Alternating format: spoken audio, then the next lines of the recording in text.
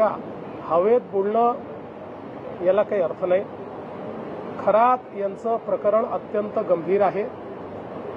ते आम्ही इंटेलिजन्सच्या आधारावर आम्हीच त्याचा भांडाफोड केलेला आहे आणि आता हळूहळू याची आम्हाला कल्पना होती की लाजेखातर किंवा सामाजिक दबावामुळे महिला एकदम पुढे येत नाहीत, म्हणून अशा प्रकारचे जे काही विक्टिम्स आहेत त्या विक्टिम्सला धीर देऊन, त्यांच्या घरच्यांना धीर देऊन त्यांना समोर आणण्याचा प्रयत्न चाललेला आहे. त्याच्यामध्ये काही प्रमाणात आता महिला प्रतिसाद देखील देत आहेत.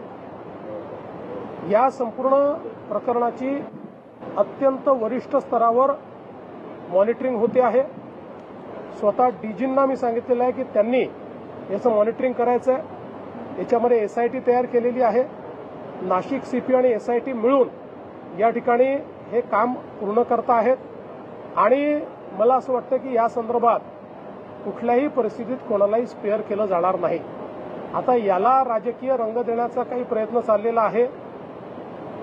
कोणाजवळ काही पुरावा असेल तर त्यांनी तो निश्चित आणून द्यावा, त्याच्यावरही कारवाई होईल. पण विनाकारण प्रत्येक गोष्टीला केवळ राजकीय रंग. आता अनेक लोक जायचे, विरोधी पक्षाचे कोण कोण गेले त्यांचे मी पुरावे देऊ शकतो. माझ्याकडे सर्वात जास्त तर माझ्याकडे पुरावे आहेत याचे, पण ते पोलिसांकडे आहेत. ते पोलिसांचं काम आहे, ते माझं काम नाही आहे. त्यांना खरातांना भेटणाऱ्यांपैकी कोणाचं इन्व्हॉल्वमेंट असेल तर कारवाई होईल. पण कोणी भेटलंय अशा याच्यावर जर कारवाई आपण करायला लागलो तर मला असं वाटतं की मग तुम्हाला माहिती आहे की कोण कोण काय काय कसं कसं करायचं. आता कालच तुम्ही देखील त्यांना आउट ऑफ टर्न पाणी कोणी दिलं, कसं दिलं, 40 किलोमीटर पाण्याची लाईन कशी दिली, हे सगळं तुम्ही काल दाखवलेलं आहे. त्याच्यामुळे मला असं वाटतं की याच्यामध्ये राजकारण करू नये. हा महिलांच्या डिग्निटीचा प्रश्न आहे.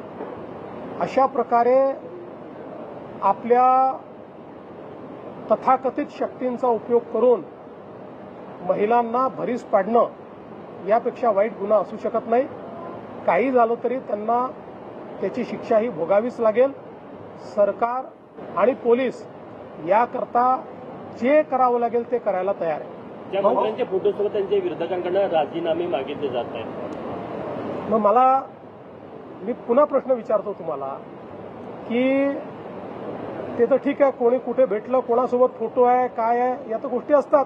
कोणी कोणासोबत फोटो असू शकतो.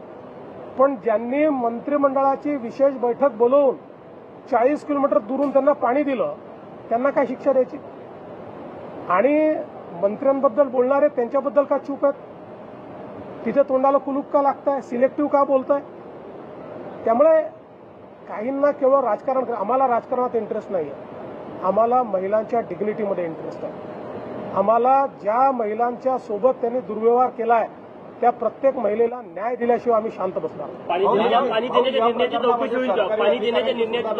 चौकशी बघा, आता चौकशीने पाणी देण्याचे निर्णय वगैरे याची चौकशी करायची ते पाहू.